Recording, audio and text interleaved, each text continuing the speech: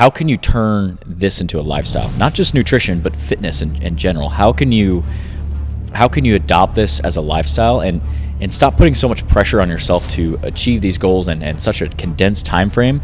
And when I achieve this goal, when I get to this body fat, I'll be happy. When I lose this amount of weight, I'll be happy. And once you do that and you've committed to this lifestyle of fitness, I think there's a lot of pressure that gets taken off of like really strict timelines and I got to lose this weight because I'll be happy at this weight or this body fat. And I think it does allow you to achieve your goals over time.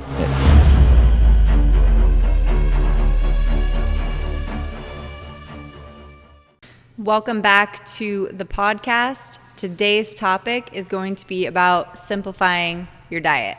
Yeah, this is going to be a good topic that's going to help a lot of people simplify their diet and just really stop overcomplicating your diet, because I think that's something that a lot of people do. So before we hop into our video today, actually this Friday is going to be the 3-year anniversary of FITGRIND. So it's crazy. We opened this gym 3 years ago. We started this brand 3 years ago.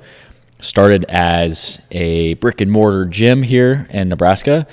We have since expanded to our clothing line, and then just recently started our supplement line with our whey protein powder. So for celebrating our 3-year anniversary, we're going to be doing a 20% off site-wide sale that will start on Friday the 2nd. So you can get 20% off your next gym outfit, 20% off of our whey protein. We won't have a sale like this until Black Friday. So this is our way of saying thank you for the support and just celebrating this brand for 3 years. And in the last 3 years, we've really set out to help people reach their fitness goals. And I know that in the next 3 years, we're going to set out to do the same thing. So been very grateful to do this with you for the last 3 years, and I'm excited for the next 3. So yeah, me too. Like I said, 20% off site-wide, fitgrindformula.com. The sale will start on Friday the 2nd. All right. So jumping into the topic, I want to start by making a point that whether or not you want to maintain your weight, dropping weight, or gaining weight, you need to figure out what your maintenance calories are. And by doing this, it's going to help you set yourself up in the long run. So if you don't know what your maintenance calories are, that is something I would suggest you figure out, because you can do all the calculators and things online and figure that out, but everybody is going to be so different. So just because you weigh X amount and you're slightly active or very active person doesn't mean that based off of the internet's calculator, those are your guaranteed macronutrients, maintenance macronutrients. So I suggest tracking for at least a couple weeks to get a good idea of where you are maintenance-wise. And I know tracking can be super overwhelming and stressful for people, but I think it's just the only way to really dial in and figure out exactly where your maintenance calories are. Yeah. So rewind for a second there. You said, select your maintenance amount of calories, but even before that, just selecting your goal. I think that's an important step where people, I want to gain weight for a couple weeks, and then they want to lose weight, and then they want to maintain. Like actually setting a goal of what do you want to accomplish, one goal, one singular goal, and stick with that goal for a while. That's going to determine your nutrition strategy. And then also, we talk a little bit about how to really figure out your maintenance amount of calories if you struggle with that. So like Alyssa was saying, like one easy way is to track your food and track your calories, your carbs, your fat, your protein, but then also just monitor your weight. So if you are eating a certain amount of calories every day and you're maintaining a weight, that's a pretty good estimate to say that is roughly your maintenance amount of calories. If you're eating the same amount of food for like a week and you gain weight, you're probably in a surplus. If you lose weight, obviously like your weight's going to fluctuate day to day, but that's a good way to establish your baseline of your maintenance amount of calories, because depending on your goal, if your goal is to gain weight, you need to add more calories. If your goal is to lose weight, you need to subtract calories. So maintenance is important to find that maintenance spot, and it's probably more than you think it is. We got people coming to us telling us that they're eating like 1,400 calories, and you're like, what? That is way too low of a deficit, So like making sure that you're actually finding that maintenance, because our bodies aren't meant to be in a deficit forever, and we obviously don't want to be in a surplus forever. We want to know what our maintenance calories are. That's a super important number to know. I think too, if you start off and you're not eating, like Jordan said, if you're eating like 1,400 calories or 1,200 calories and you come in and we're like, hey, we got to get you to maintenance, which is kind of why I started with the maintenance. Understandable, find the goal, figure out what you want to do. But starting with maintenance is so that you can then have a good starting point. But when you have that starting point, I know some people, they're like, I'm only eating, 1,400 calories and you want me to eat 2,000? It's like, yes. And then the first question is, am I going to gain weight? And it's like, no. This is actually what your body needs to like survive, like a day-to-day basis. But when you jump from 14 to 2,000, let's say, just as an example, it's going to be hard to get those calories in. So I know that it can take some time to build up to that. So I always tell people just add in like 100 calories each week. And if that's too complicated, add in a banana, add in, an extra scoop of protein in the morning or something to help get in those extra calories. Yeah. But the whole topic is how to simplify your diet and not overcomplicate things. And that's, so many people they overcomplicate it, and I think it gets so complex that it overwhelms people. Yes. And then they don't stick with it, or exactly. Their whatever diet strategy they're practicing, it's too rigid and it's not sustainable. We always practice sustainability, and if you're practicing something that is not a condensed time frame, so like say, hey, we have an 8-week challenge coming up. Hey, I really want to dial it in for the next 8 weeks. I'm really going to stick with these macros. And it might not be something that you can sustain forever, but there's an end timeline with that. Right. Versus I'm going to do this really rigid diet forever. Like our bodies are not meant to be in a diet and a caloric deficit forever. If you're in a deficit, what that means is you're eating fewer calories and your body's burning on a daily basis. And that's not good. Our body doesn't have enough fuel to get through its daily task. And yes, it's going to facilitate body fat loss, but you don't want to be in that forever. And we'll talk about later about things like diet breaks and what that does for you, not only physically and mentally, but also just for your metabolism. Because if you're constantly in a state of a deficit and you're always dieting, your metabolism is going to be trash.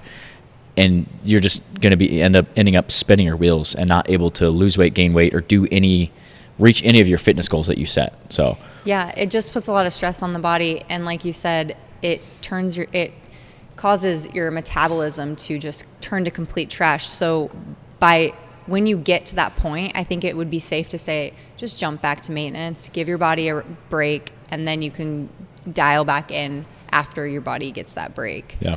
But I also want to jump into something that is kind of related to what we were talking about.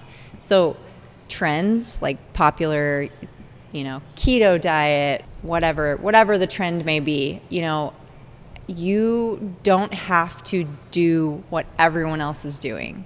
Just because that worked for someone else, and that's great.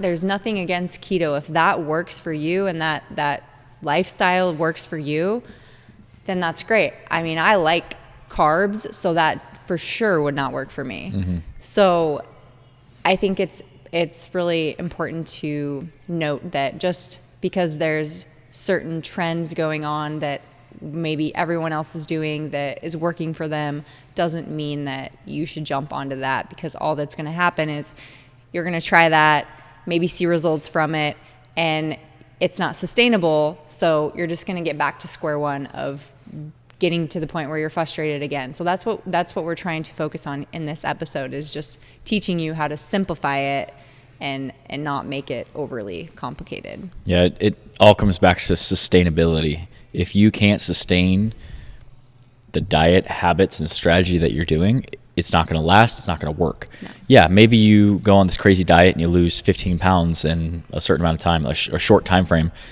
But if you can't stick with it and you go back to the normal way of eating, you go back to your normal weight, and that was all for nothing. So what we like to try and implement with the people that we work, our clients and our nutrition clients, is how can you turn this into a lifestyle? Not just nutrition, but fitness in general. How can you how can you adopt this as a lifestyle and stop putting so much pressure on yourself to achieve these goals in such a condensed time frame. And when I achieve this goal, when I get to this body fat, I'll be happy. When I lose this amount of weight, I'll be happy. And instead focus on, okay, I want to move my body to feel well. I want to fuel my body to feel well and have good workouts, have good energy, be able to do my daily tasks and responsibilities.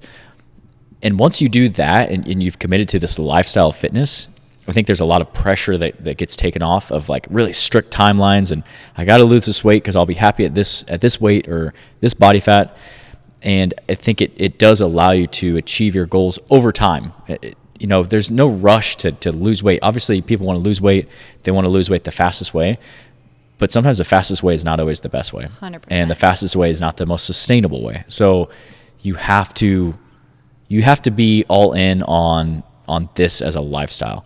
And we'll talk later too about, some people don't want to track. Some people aren't at that spot. Lots of people, yeah. And I think that everybody should track it in the beginning, whether it's for a couple days or a week or a month. Yeah. I think you need the basis of that. You definitely do. Mm-hmm. But some people don't love to track all year round. Or some people track so consistently, like you and me, we could probably eat and then I could probably just guess how many calories I had. I could probably even guess carbs, fat, protein and be in the ballpark because we've tracked for so many years and we eat the same thing almost every day. But yeah, which is to the next point is keeping it simple. Yes. So that's kind of what I wanted to dive into is actually the more simple you can keep it throughout the week. So if you're eating the same breakfast, which is what I like to do, I like to keep my breakfast the same.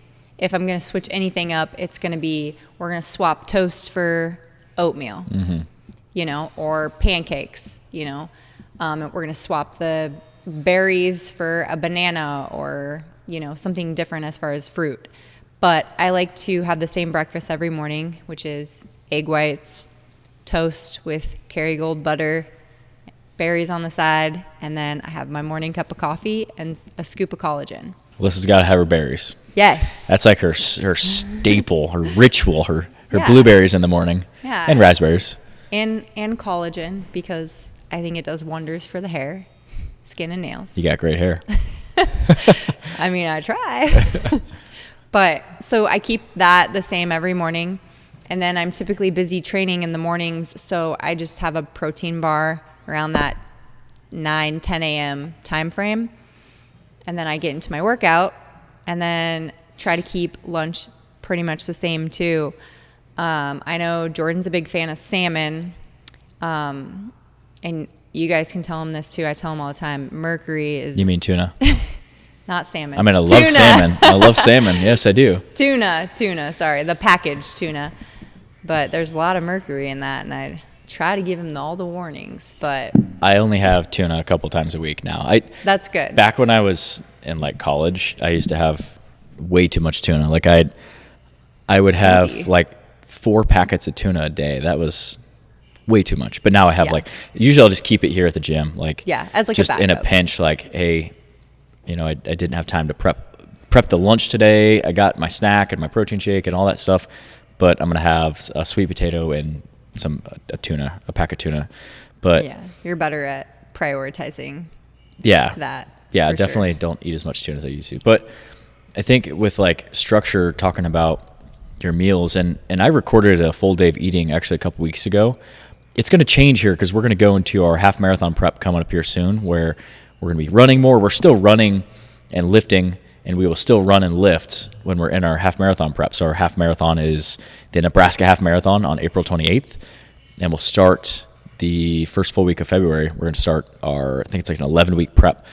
So we're going to be prioritizing our nutrition even more, and it's going to be structured even more. And I'm really excited for that because I thrive on structure. You're ready to eat more. Yeah, I mean, I'm ready to fuel my body. Yeah.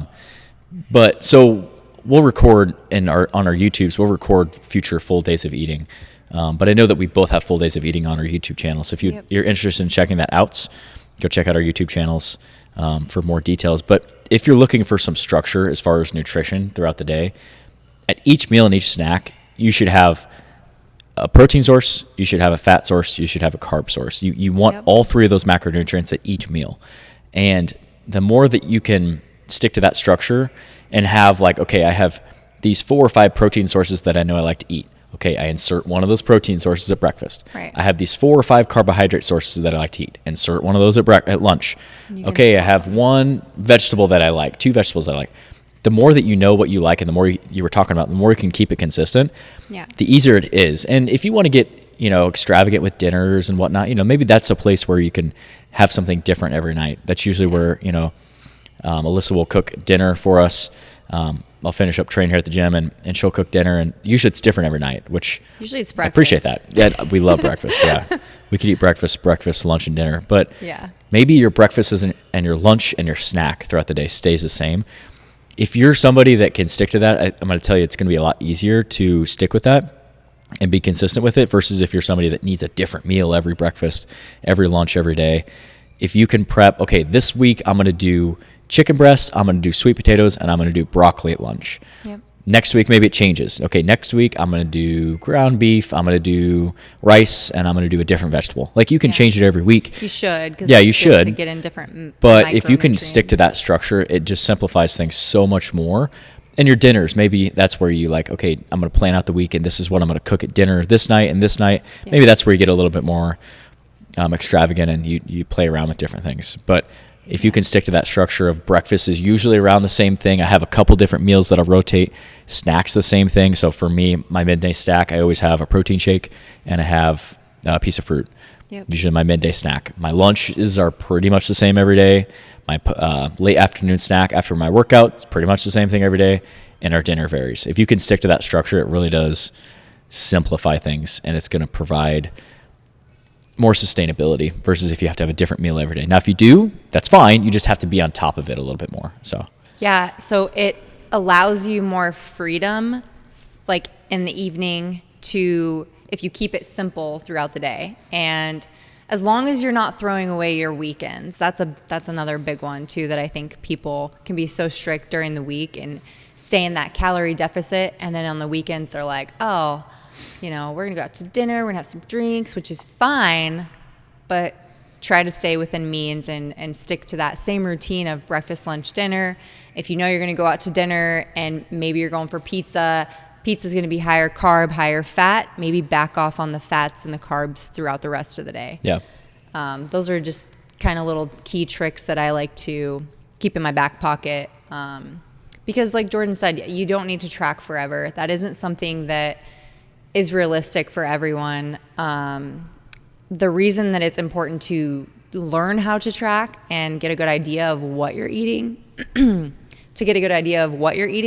is because you want to know when you go out to a restaurant, you want to be able to eyeball that and say, okay, that's 6 ounces of chicken breast. Okay, that was about, 5 ounces of sweet potatoes, whatever it is. You want to be able to eyeball those things as you get away from tracking, because once you hit that goal weight, you can go back to that maintenance and sustain that for a while until you're on to the next goal. Yeah, especially if you've done it in a healthy way. If you've dieted in a healthy way, and we're talking about losing weight here, and maybe that's not your goal. Maybe your goal is to maintain your weight, or maybe your goal is to gain weight. The application of this is the same. Absolutely. It's just the amount of food. No matter what your goal is, you should be structuring your nutrition around whole food sources. So lean sources of protein, good solid carbohydrate sources that are going to fuel your body, fuel your workouts, and provide you with energy. You're going to have fat sources, healthy fat sources. You're going to have vegetables in your diet. You're going to drink enough water. The principles are still the same. It's just the amount of food that changes. But as far as if you're trying to diet, I think one of the biggest areas where people go wrong is, like we were talking about, they don't create sustainability. But then also, like you said, just throughout the week, they're eating perfect, and then the weekends are like these binges. Yeah. But a lot of people, if you can just allow yourself to, we call it like a flexible dieting, which we practice. If you can allow yourself to eat something that maybe isn't deemed as healthy throughout the week, like, okay, hey, I know I have, this is purely example here, I know I have 200 grams of protein that I need to hit a day, 300 carbs, and 75 grams of fat. Just pure example here. I know that if I want to have a cookie, I can track that in my macros. It's going to take a lot more of my carbs and my fat, so I might not have as much food to eat, but that's the sacrifice that you have to make. And if you can allow yourself to have those things, you don't have these crazy binges. Because if you're like, I'm going to eat chicken, rice, broccoli, 3 meals a day, and I'm never going to eat a sweet again, I'm here to tell you that's not a good life to live. You've been there. And I've been there. And let me tell you, you will have sweets again, and it is fine. Like, stop labeling food as good or bad. Yeah. At the end of the day, calories are not bad. Calories are just energy. Our body needs energy to live, to survive, to move. And calories are just energy at the end of the day. So don't overcomplicate that. If you want to have a cookie and you're tracking in your macros, I'm here to tell you that that is perfectly fine. So I actually did a YouTube video a little bit less than a year ago where I ate Oreos every day and showed you how you can still lose weight by eating Oreos every day. You just have to track it in your macros, and it's not going to ruin your fitness. So if you allow yourself, I'm not saying eat Oreos every day. I'm just saying you're going to eat less food. And I actually, in that video, I showed you how, like, I would have rather ate whole food sources because it does eat up more of your carbs and your fat. But that's the choice you can make, but it allows more freedom and allows more sustainability. So don't label food as good or bad. If you would like to fit things in that maybe aren't quote unquote healthy, do it. Just make sure that you track it in your macros and you make it fit.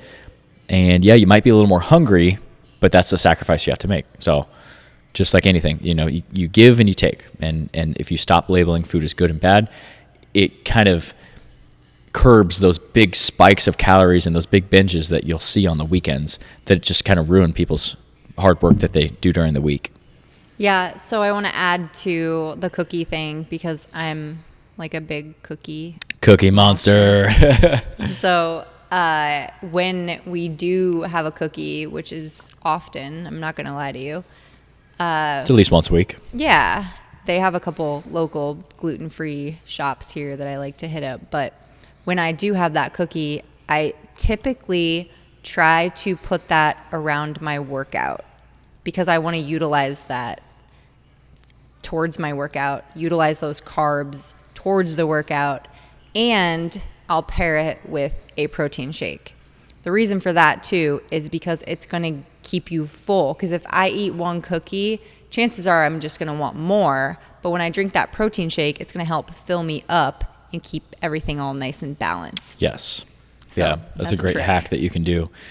Yeah, I could eat like freaking 5 cookies, but yeah, if you have a protein shake with it, you have a cookie, and it's all about just if we put a plate of cookies in front of you and said, hey, Alyssa, you can't eat any of those cookies, you instantly want those cookies. Versus Absolutely. If we say, hey, Alyssa, have a cookie. You take a cookie, maybe you take 2, you're good, you're satisfied. It's like, it's just satisfying that craving, and probably 2, is that what you said? Yeah.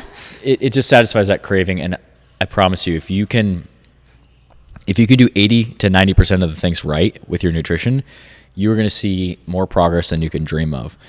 So that's what we really want to preach is you can still live your life. You can still go out to dinner. So like once a week, you and me will go out to dinner usually, or we'll go out with the family and just get something to eat because we're not robots. We're humans. And we like to do that once a week. We like to go out, take the family out, or just you and me go on a date. And like, it does allow a sense of like Balance, sustainability, freedom. Balance, and freedom. Yes. So allow yourself to do that, and you'll be able to stay in this fitness game for the rest of your life, because it's unrealistic to say that you're never, ever, ever, ever, ever going to go out to dinner, or you're never going to have a sweet, or you're never going to eat more calories than you should for a day. Like, we're all human. Just 80 to 90% of the time, do what you're supposed to do, structure your food around whole food sources, and you're going to make a lot of progress.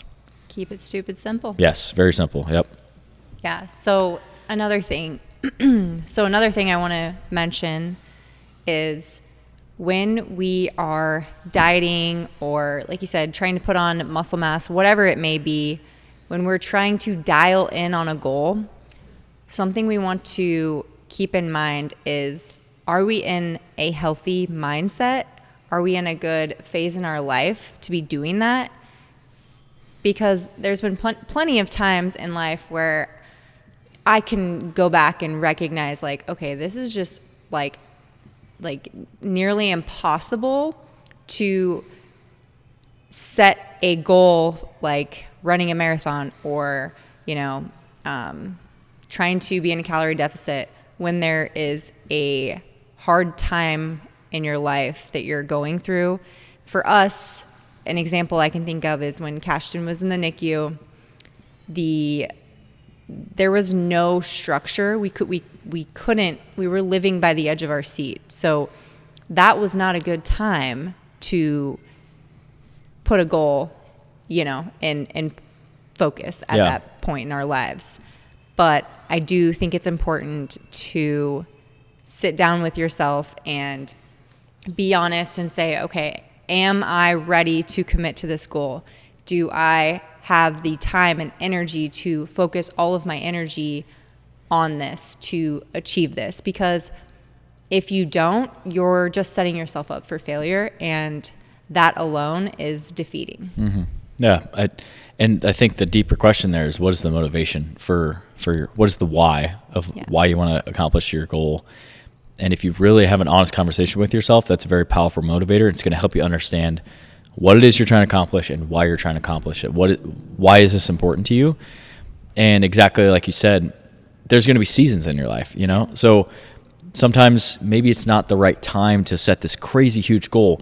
But even in that example where you gave, where Cashin was in the NICU for 3 months when he was born, fitness was still a part of our lives. Yeah, it was still a part of our lives. We just condensed. Like, I was training all freaking day long from sometimes taking on my responsibilities.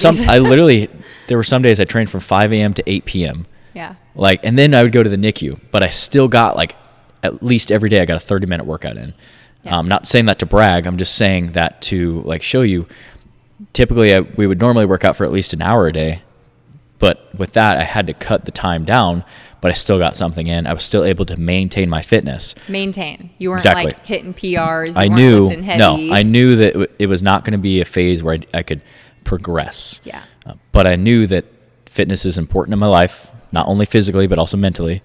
And I knew that I needed to get that in, even if it wasn't 100% of what I wanted to do. And it wasn't all the exercises and all the volume and all the goals that I want to accomplish. It would allow me to maintain my fitness until we could get into a phase where I could allocate more time to my fitness. So no matter what you're going through, try not to give up on your fitness, whether you have to reduce the volume, reduce the amount of days, whatever it is. If you can at least maintain even in those hard times, it's going to be so much easier to keep going. Because if you go to the gym for a year and you make a ton of progress, and then something stressful in your life happens, which is going to happen, and you stop going to the gym for 3 months, you are going to regress so much, and it's almost like you're going back to square one. So if you can at least, so this is stressful right now. I can't train every day like I was, but I can train 2 days a week, or I can. It's better than nothing. Yes, it is better than nothing, and you are going to be able to maintain your fitness. And there's a lot to be said about maintaining your fitness. I think so many people are focused on getting better, and I love that. That's good. Mm-hmm. But sometimes it's not the right time, and sometimes, just like anything, there's seasons in our life, ups and downs, and there's going to be times where we can allocate a lot of time to our fitness. There's going to be times where we can't allocate as much time. So just taking your situation, what it is that what your life looks like, what your personal goals are, how much time you can commit to, and do the best that you can with your circumstances. And that's all that matters. Yeah. And there might be times where it's not 100% what you want it to be, but as long as you're doing something, as long as you're getting your workouts in, as long as you're structuring your food around whole food sources and you're living a healthy lifestyle, that's going to pay off in the long run. And that's what's really going to matter. Yeah, thank you for clarifying that, because that is so true. Not only are we still keeping fitness in our lives, because it is an antidepressant. That is something that helps with depression, anxiety, that is some people's escape. So I'm not sure why people are so easy to give that up first. So I'm glad that you clarified that, because when you are going through a hard season in life, it can be so easy to give up on your fitness and push that aside. But it really, there's way more benefit to just getting it in, even if it's just condensed, than to totally take it out of your your life. Even Yep. though I understand things happen, things come up, but there's always time to get in at least 20 minutes. I don't care if it's 20, 30 minutes, whatever. Yeah. If it's a walk on the treadmill, Yep. it's anything to encourage some type of movement. And it's going to help with, like I said, that depression. It's going to increase your mood, and it's going to help with overall health. Yeah. So Yeah, don't just- give it up. No, our bodies were designed to move. Our bodies were designed, like if you think back to caveman time or even like ancient times, there wasn't all this processed food. There wasn't readily available McDonald's and drive-through.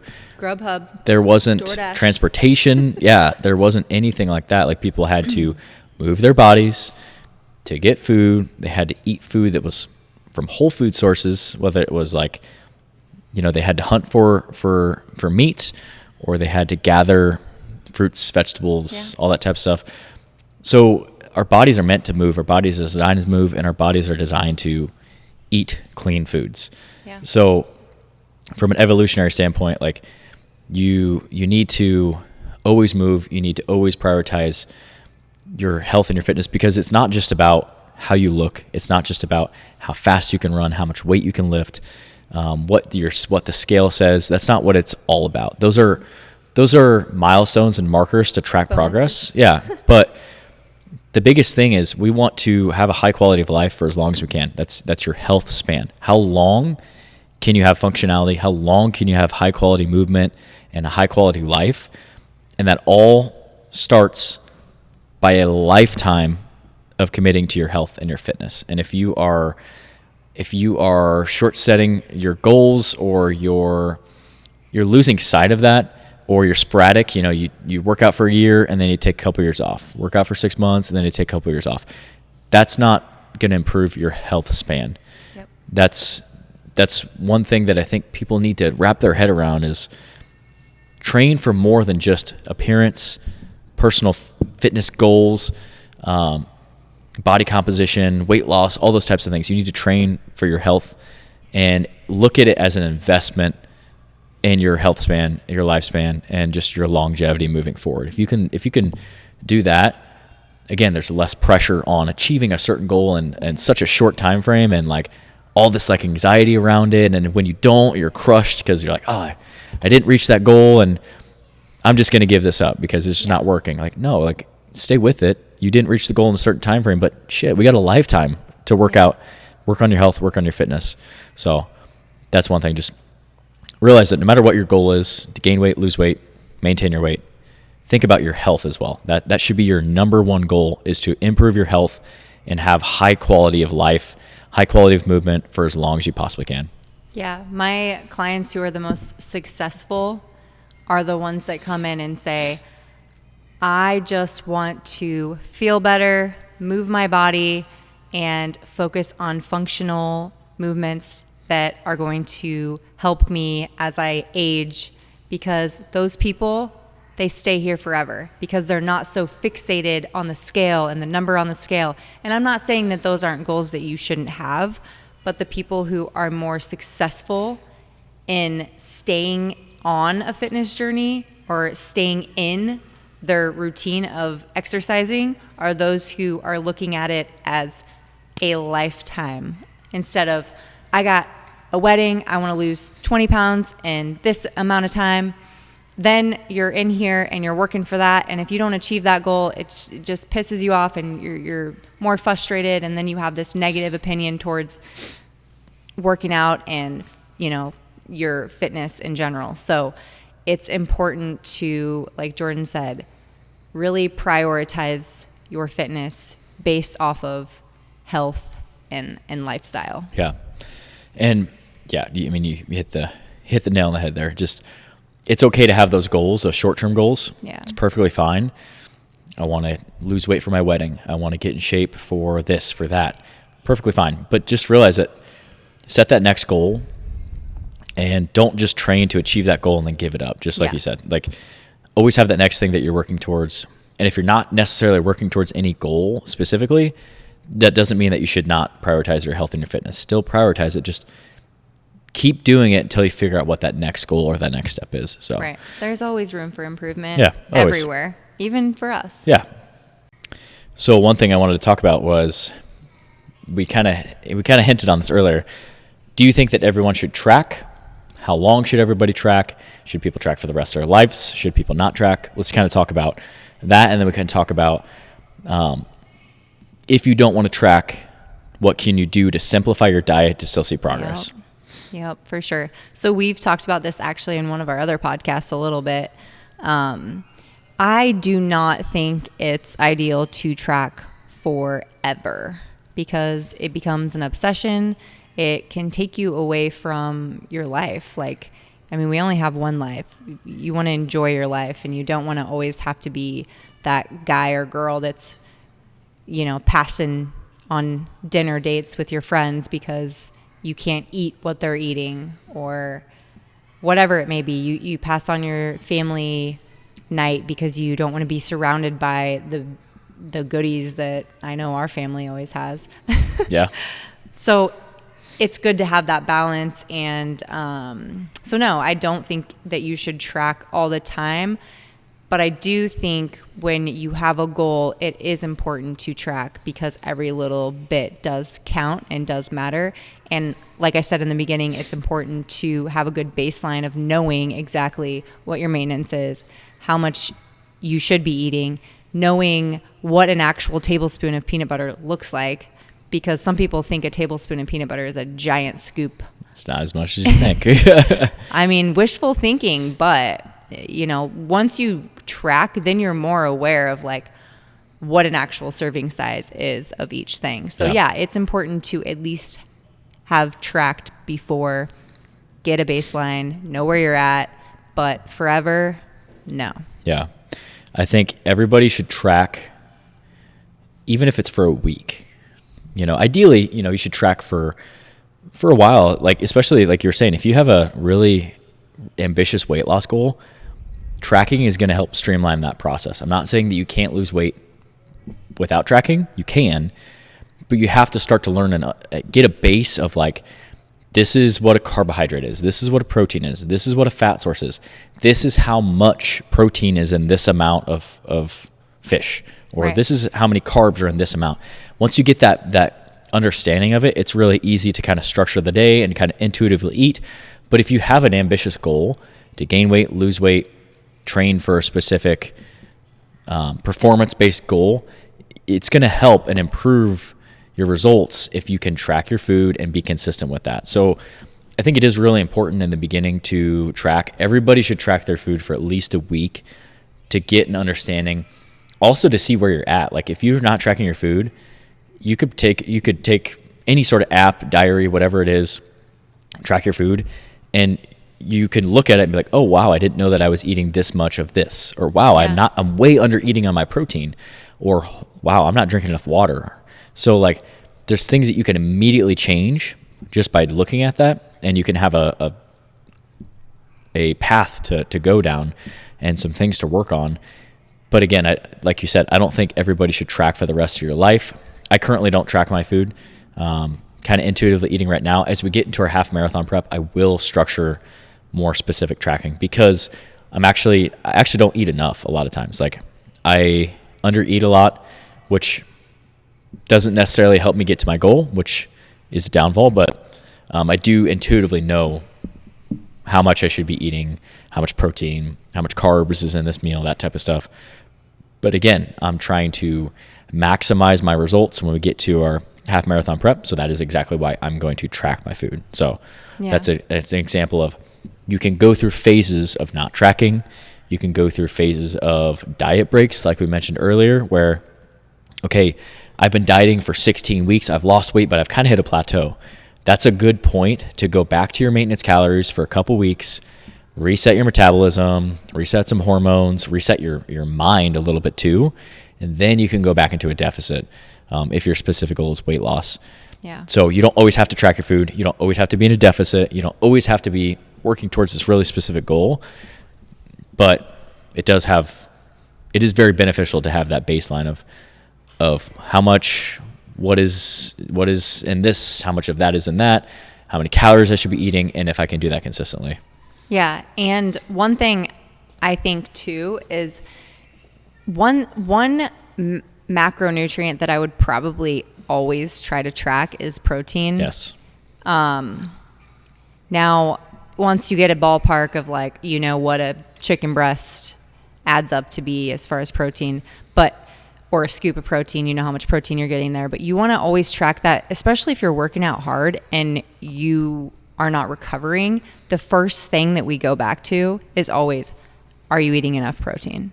So that's one of those things that, you know, I would maybe always try to track and always try to incorporate at every single meal, including snacks. Always have a protein to balance out the meal, because protein is the number one macronutrient that for some reason is forgotten. Mm-hmm.